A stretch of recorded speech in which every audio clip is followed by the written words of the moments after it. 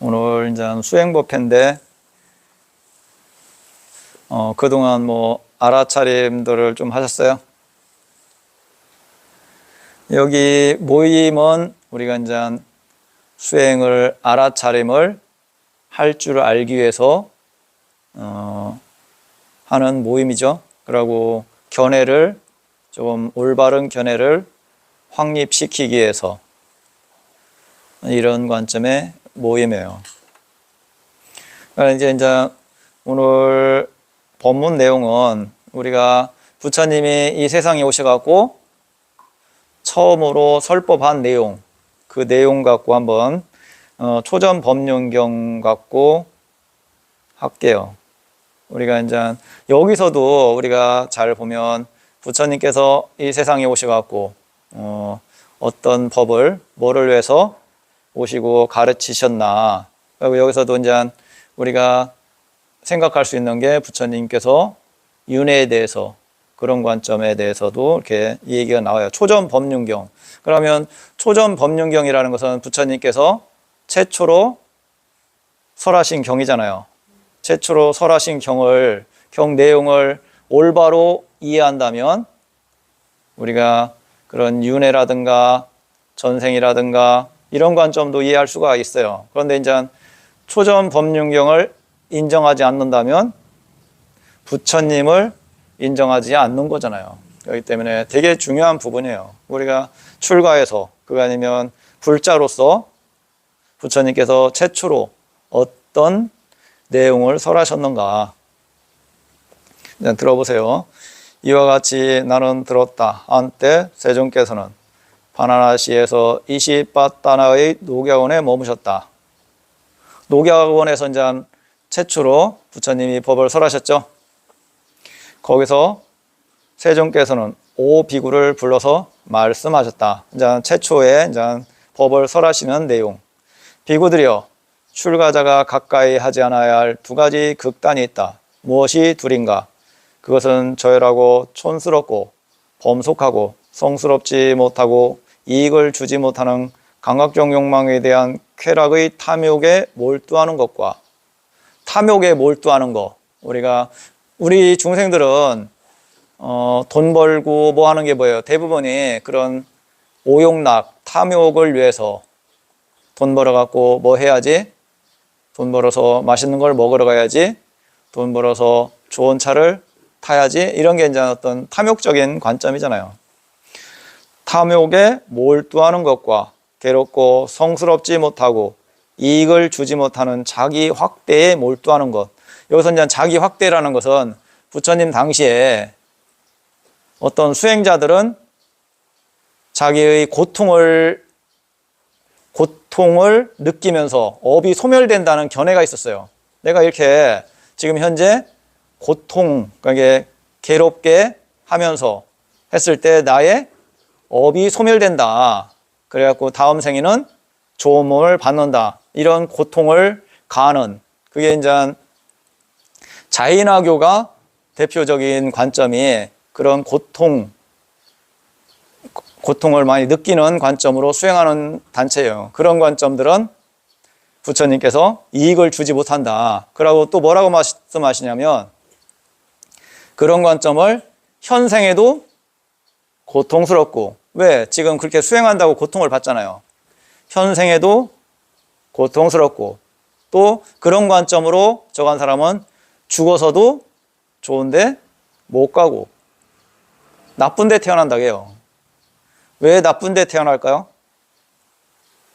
자기 관점에 우리가 그때 당시는 되게 잠잘 때도 그런 가시 위에 이런 데서 잠자고 그래요. 왜? 고통스러운 관점으로 해야 내 업이 소멸된다고 생각했기 때문에 잠잘 때도 가시가 있는 데서 누워서 잠자고, 앉아있을 때도 더 최고로 고통스러운 관점으로 앉아있고, 이런 관점으로 해요. 했을 때 왜 살아서는 어차피 고통스러우니까 죽어서는 왜 고통스러운데 태어날 것 같아요?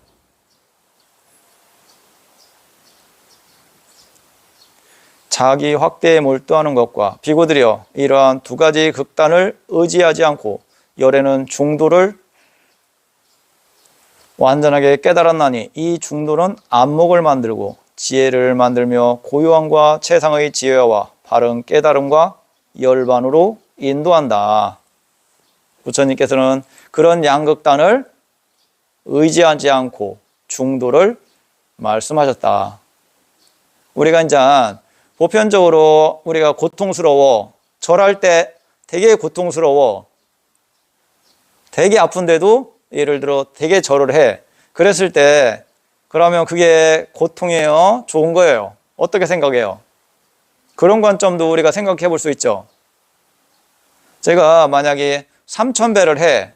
3000배를 하는데 1000배까지는 할만했어. 그런데 2000배 넘어가고 3000배 가까워지면 힘들어요? 안 힘들어요?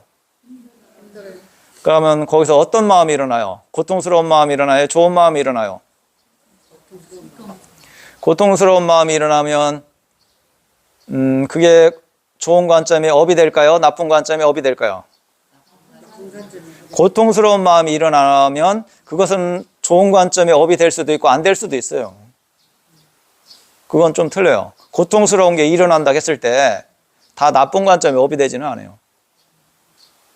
왜 그럴까?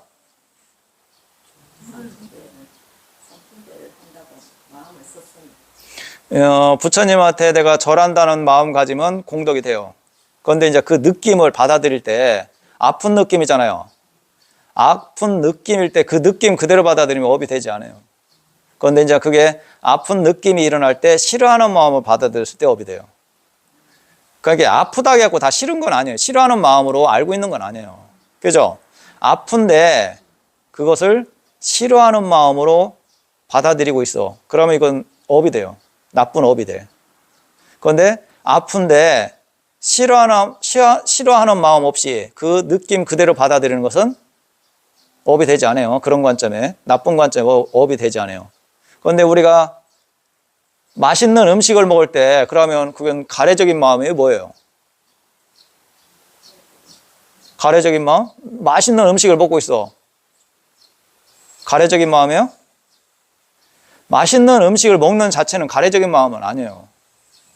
맛있는 음식을 먹을 때 그것을 집착하는 마음, 좋아하는 마음, 이게 이게 이제 업이 되는 거지, 맛있다고 아는 것은 업이 되지 않아요. 그런데 그것을 집착하는 마음이 있지, 아, 이거 맛있어. 더 먹여야지. 이거 뭐, 이런 관점이 업이 되는 거지. 그러니까 그것을 잘 생각해야 돼요. 우리는, 그러면 부처님께서는 무광복해야지. 맛있고 맛없고 따지지 않아야지. 그런데 부처님께서도 맛있다는 걸 알지만 가래적인 마음 없이 드시는 거고, 맛없는 걸 알지만 싫어하는 마음 없이 드시는 거고, 이 차이가 있는 거지. 맛있다, 맛없다도 모른다면 그건 바보지. 부처님께서는 최고의 미각이라고 하세요. 그럼 음식에 대해서도 되게 좋아하시는 거지. 그런데 이제 맛있기 때문에 우리는 가래적인 집착하는 마음으로 먹고, 맛없기 때문에 우리는 싫어하는 마음으로 받아들이고, 이러니까 그게 업이 되는 거지. 똥냄새를 볼 때 그냥 똥냄새 그대로 느끼면 업이 되지 않지만 우리는 순간적으로 뭐예요? 똥냄새를 할 때 싫어하는 마음으로 밀어내잖아. 그게 업이 되는 거예요. 그죠? 그게 업이 되는 거지. 누가 때렸을 때 때린 자체, 아프다 아는 것은 업이 되지 않는데 거기서 싫어하는 마음이 일어나요. 저놈 나쁜 놈. 그거 아니면 얘 느낌이 싫어. 아이고, 이런 느낌이 빨리 사라지기를. 이런 게 업이 되는 거예요. 비구들이여, 그러면 어떤 것이 열애가 완전하게 깨달았으며 안목을 만들고 지혜를 만들며 고요함과 최상의 지혜와 바른 깨달음과 열반으로 인도하는 중도인가?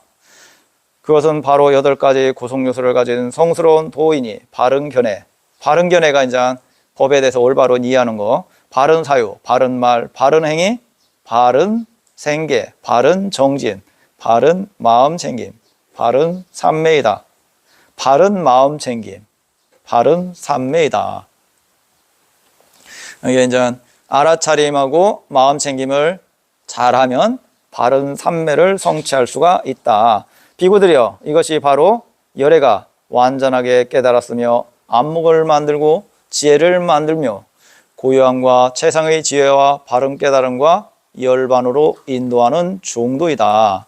그러니까 중도, 8정도를 중도라고 해요. 부처님께서는 8정도. 그게 이제 최고, 8정도에서 최우선이 뭐예요? 바른 견해. 그러니까 바르게 알고, 그랬을 때 뭐예요? 바르게 실천할 수가 있는 거지. 무조건 되고 실천은 뭐예요? 어리석음이죠. 내가 서울 간다고 열심히 쉬지 않고 잠도 안 자고 땅을 파봐요. 서울 간다고.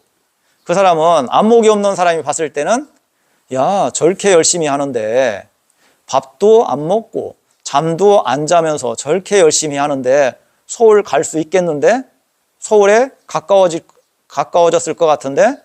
똑같이 어리석은 사람은 안목이 없기 때문에 그렇게 생각하겠죠. 저렇게 열심히 하는데. 그런데 안목이 있는 사람은 저렇게 열심히 쉬지 않고 잠도 안 자고 땅을 판다고 해갖고 서울에 갈 수 있어요? 원인이 잘못됐어요. 그렇기 때문에 원인이 잘못됐다는 것은 저렇게 열심히 해도 서울에 도착할 수 없다. 안목이 있는 사람이 봤을 때는 불가능하다. 이치에 맞지가 않는 거죠.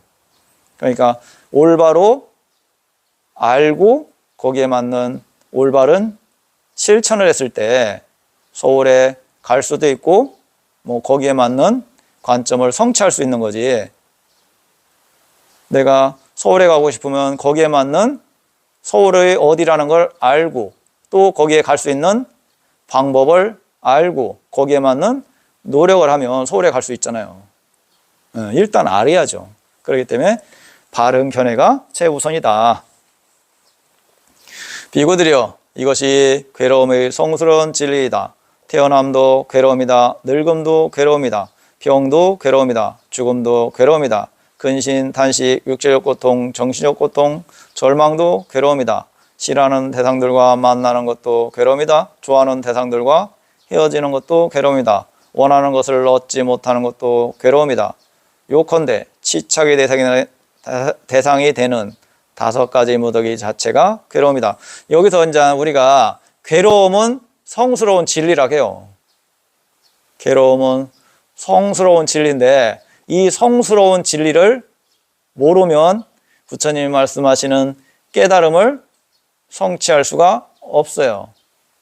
그런데 우리가 이걸 성스러운 진리라 하는데 보통 수행자들은 크게 관심이 없어요. 다 안다고 생각하고 아무 그런 관점으로 예를 들어 화두라든가 이런 관점은 내가 이목구하고 있어. 이거 말하고 행동하는 놈 이놈이 뭐냐 했을 때 이것은 괴로움을 알아야 할 수 있어요. 괴로움을 몰라도 할 수 있어요. 괴로움을 알아야 할 수 있어요. 몰라도 할 수 있어요. 이것은 몰라도 할 수 있는 거 아니에요? 성스러운 진리를 몰라도 할 수 있어요. 성스러운 진리가 왜 필요하죠, 그럼? 성스러운 진리라는 것은 모르면 안 된다. 분명히 알아야 부처님 말씀하시는 그런 관점을 성취할 수가 있다. 그래갖고 이제 경전에 이런 내용도 있어요. 어떤 제가자가, 어떤 수행자가 물어봐요. 비구 스님한테. 스님, 당신은 뭐를 배우기 위해서 저 스승, 그러니까 부처님의 제자가 돼서 뭐를 배우기 위해서 머리를 깎고 출가했습니까? 이렇게 물어봐요. 비구 스님은 아라한이셨는데 그 다른 제가자가, 다른 수행자가 그 아라한한테 물어봐요. 당신은 뭐를 배우기 위해서 부처님한테 머리를 깎고 출가를 했습니까? 뭐를 알기 위해서. 그러니까 그분이 뭐라고 대답했냐? 고를 완전히 알기 위해서 저는 그 밑에서 머리를 깎고 출가해서 수행을 하고 있습니다. 이렇게 말을 해요. 이렇게 고를 완전히 알기 위해서 수행을 하는 건데 고를 모르는데 어떻게 뭐를 할 수 있겠어요. 그러면서 이제 그 아라한께서 그때 탁발을 나가셔갖고 이렇게 그런 질문을 받았는데 부처님한테 이제 인사드리고 부처님한테 이렇게 말씀을 드려요. 제가 다른 수행자가 저한테 이런 질문을 해갖고 제가 이렇게 대답을 했습니다. 부처님을 해하지 않고 올바로 대답을 한 겁니까? 하니까 부처님께서 올바로 대답을 했다. 나를 해하지 않고 올바로 대답을 했다.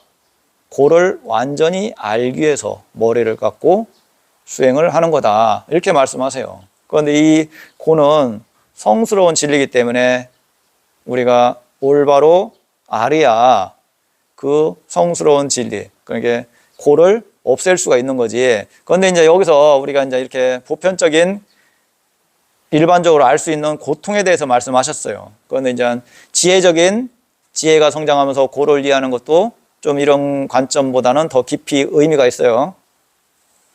그렇기 때문에 여기서는 그 정도만 알면 된다. 알아차림을 하고 지혜가 성장하면 그런 이치를 점점 깊게 이해할 수가 있어요. 비구들이여, 이것이 괴로움의 일어남의 성스러운 진리이다. 그것은 바로 가래이니. 이것도 잘 생각해 보세요. 고는 가래 때문에 일어난다고 해요. 가래 때문에 또 윤회를 하고. 그것은 바로 가래이니 다시 태어남을 가져오고. 여기 봐봐요. 초전법륜경에 다시 태어남을 가져오고. 이게 뭐예요? 윤회를 말씀하시는 거잖아요. 그러면 윤회가 없다고 하는 분들은 초전법륜경을 인정하지 않는 거잖아요. 다시 태어남을 가져오고 즐김과 탐욕이 함께하며 여기저기서 즐기는 것이다. 즉 감각적 욕망에 대한 가래. 감각적 욕망에 대한 가래는 건 다시 태어남을 가져오는 거예요. 존재에 대한 가래. 이게 뭐예요? 존재에 대한 가래라는 것은 유신견, 아트만 이런 개념이 들어가는 거고, 존재하지 않음에 대한 가래. 죽으면 끝난다는 견해도 가래로 들어가요. 그런 견해도 다시 윤회, 다시 태어남을 가져오는 견해예요. 아, 죽으면 끝나지. 다음이 어딨어. 이런 견해 있죠? 이것도 다음 태어남을 가져오는 견해다. 존재에 대한 가래, 존재하지 않음에 대한 가래. 그 다음 즐기는 감각적 욕망에 대한 가래. 세 가지를 말씀하세요. 이것은 이런 관점의 견해가 다시 태어남을 가져온대요. 아, 죽으면 끝나지. 그런 게 어딨어. 이것도 그거 아니면 아니다. 우리는 영혼이 있어갖고 영혼은 이건 죽지 않는다. 이게 이 영혼은 죽지 않는 개념이다. 이런 견해도 다시 태어남을 가져오고, 또 탐욕적인 가래적인 마음 이런 것도 다음 태어남을 가져오고, 기독교라든가 이런 데서는 다시 태어남에 대해서 얼마나 좋게 봐요. 그죠? 그런데 우리는 그냥 죽으면 다시 태어난대. 그걸 벗어나는 게 뭐예요? 해탈이에요. 해탈 열반이다. 윤회를 벗어나는 게 해탈 열반이에요. 그런데 이제 우리가 모르니까 그런 게 어딨어. 죽으면 끝나는 거지. 다음이 어딨어. 내가 죽어보지도 않았는데. 죽어보지도 않았는 게 아니고 죽어봤는데 기억을 못 하는 거지. 그죠? 우리가 잠자고 있는데, 깊은 잠에 빠져 있는데 그 시간에 무슨 일이 일어나도 알 수 있어요? 몰라요. 모르잖아요. 일어났지만 모르는 거예요. 우리가 기억을 못 한다고 해갖고 없는 게 아니고, 그런데 이제 그런 관점. 비구들이여, 이것이 괴로움의 소멸의 성스러운 진리다. 그러면 이제 괴로움의 성스러운 진리는 뭐냐? 바로 그것은 그런 가래가 남김없이 빛발이요, 소멸함, 버림, 놓아버림, 벗어남, 집착 없습니다. 그게 소멸된 게 윤회에서 벗어나는 길이다. 비구들이여, 이것이 괴로움의 소멸로 인도하는 도닦음의 성스러운 진리이다. 그것은 바로 8가지 구성 요소를 가진 성스러운 도이니 바른 견해, 바른 사유, 바른 말, 바른 행위, 바른 생계, 바른 정진, 바른 마음 챙김, 바른 삼매이다. 8정도를 행했을 때 윤회에서 벗어날 수가 있다. 해탈 열반을 성취할 수가 있다. 이제 요 내용은 그냥 쭉 읽어 드릴게요. 비구들이여, 나에게는 이것이 괴로움의 진리다라는 전에 들어보지 못한 법들에 대한 눈이 생겼다. 지혜가 생겼다. 통찰지가 생겼다. 명지가 생겼다. 광명이 생겼다. 이 괴로움의 진리는 철저하게 알아졌다. 야 라는 전에 들어보지 못한 법들에 대한 눈이 생겼다. 지혜가 생겼다. 통찰지가 생겼다. 명지가 생겼다. 광명이 생겼다. 이 괴로움이 진리는 철저하게 알아졌다라는 전에 들어보지 못한 법들에 대한 눈이 생겼다. 지혜가 생겼다. 통찰지가 생겼다. 명지가 생겼다. 광명이 생겼다. 비구들이여, 나에게는 이것이 괴로움의 일어남의 진리다라는 전에 들어보지 못한 법들에 대한 눈이 생겼다. 지혜가 생겼다. 통찰지가 생겼다. 명지가 생겼다. 광명이 생겼다. 이 괴로움의 일어남의 진리는 버려졌다라는 전에 들어보지 못한 법들에 대한 눈이 생겼다. 지혜가 생겼다. 통찰지가 생겼다. 명지가 생겼다. 광명이 생겼다. 이 괴로움의 일어남의 진리는 버려졌다라는 전에 들어보지 못한 법들에 대한 눈이 생겼다. 지혜가 생겼다. 통찰지가 생겼다. 명지가 생겼다. 광명이 생겼다. 비구들이여, 나에게는 이것이 괴로움의 소멸의 진리다라는 전에 들어보지 못한 법들에 대한 눈이 생겼다. 지혜가 생겼다. 통찰지가 생겼다. 명지가 생겼다. 광명이 생겼다.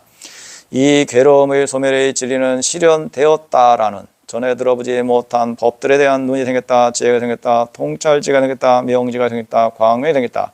이 괴로움의 소멸의 진리는 실현되었다라는 전에 들어보지 못한 법들에 대한 눈이 생겼다. 지혜가 생겼다. 통찰지가 생겼다. 명지가 생겼다. 광명이 생겼다.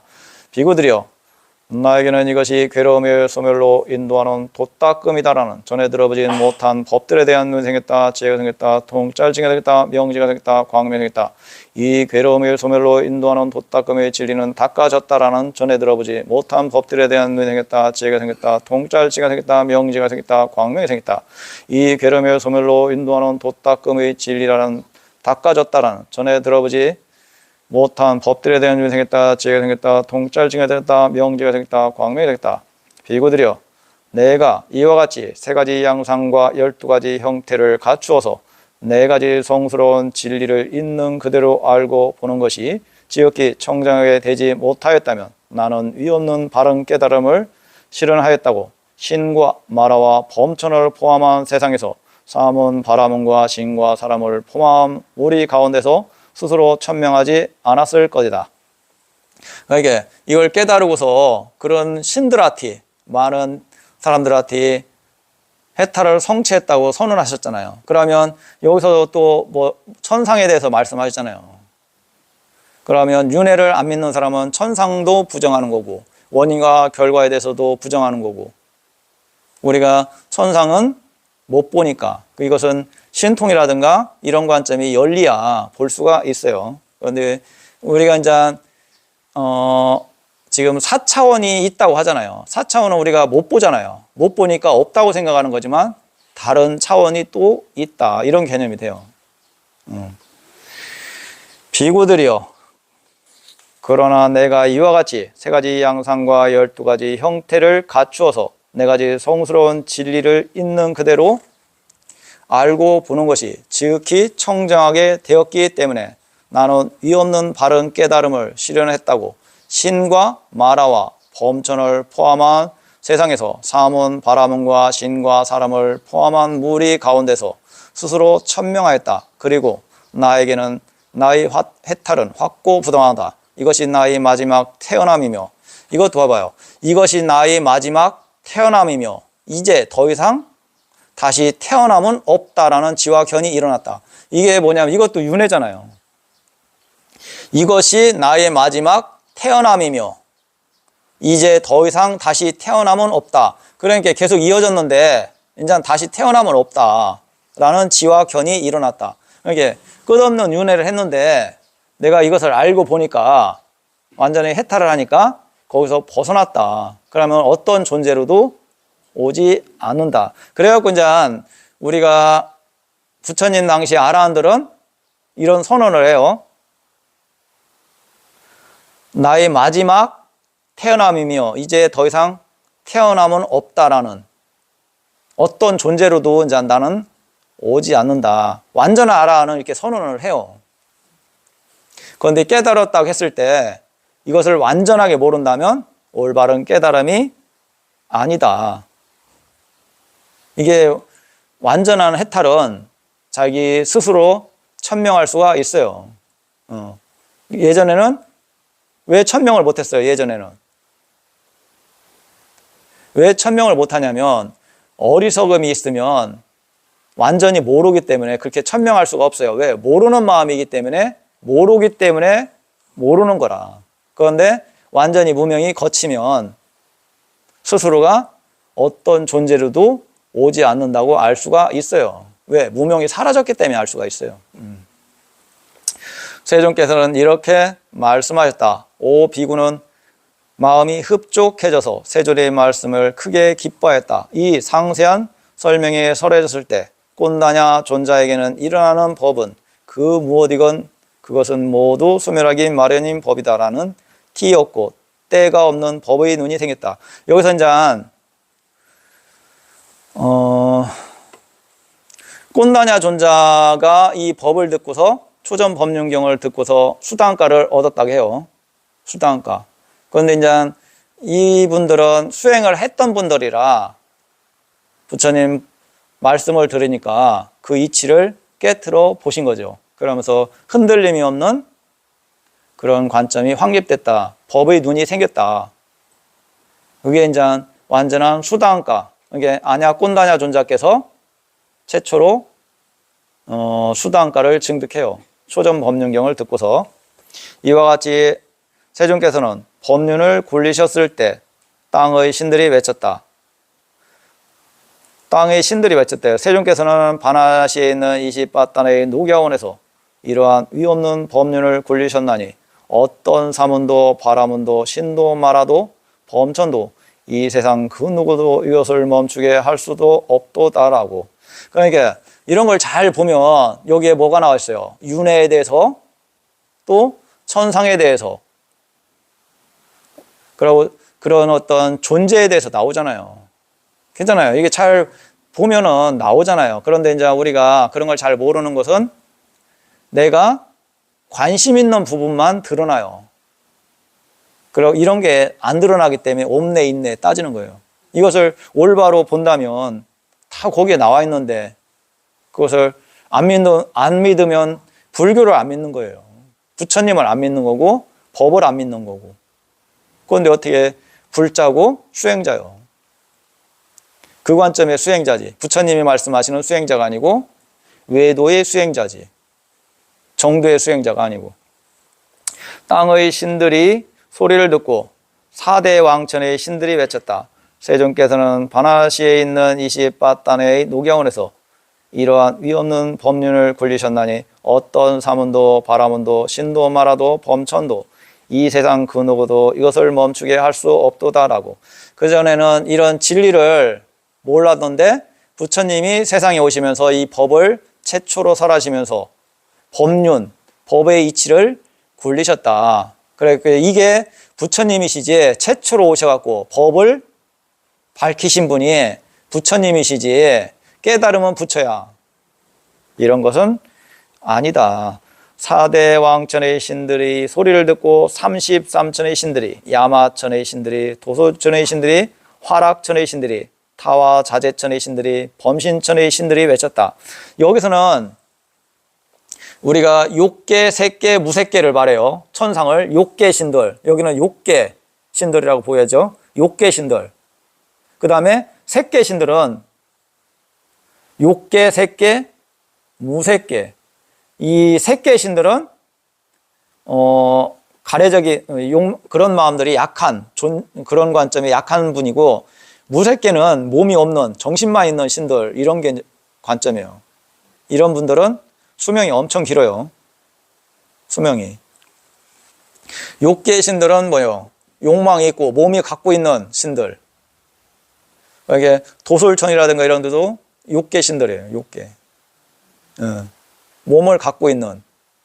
그렇기 때문에 여기는 수명이 길지만, 우리가 생각하면 어마어마하게 길지만은 무색계 신들은 헤아릴 수 없는 신들이에요. 그리고 이런 존재들께서는 법을 듣기가 쉽지 않을 거라.